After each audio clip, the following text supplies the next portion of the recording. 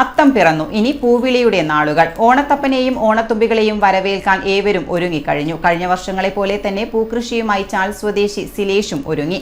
കാണാം കണ്ണിനിമ്പമേകും ആ കാഴ്ചകൾ.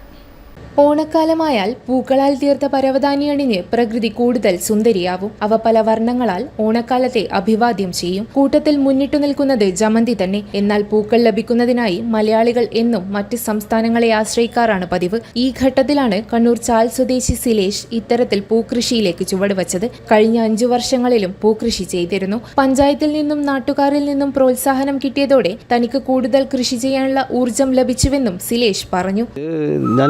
കൃഷി ചെയ്യുന്നത് 5ാമത്തെ കൊല്ലമാണ്.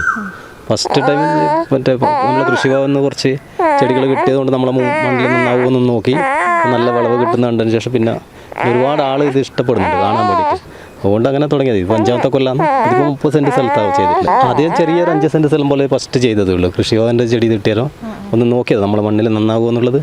അപ്പോൾ നന്നാവും. പിന്നെ അതുകൊണ്ട് ഇപ്പോൾ 5ാമത്തെ കൊല്ലം.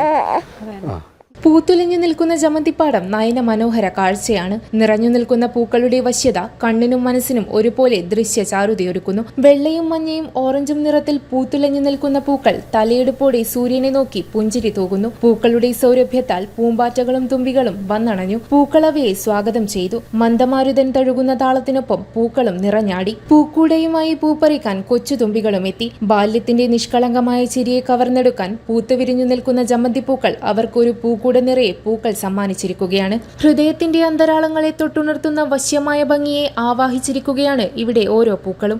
മറ്റൊരു ഓണക്കാലത്തെ വരവേൽക്കാൻ നാടൊരുങ്ങി.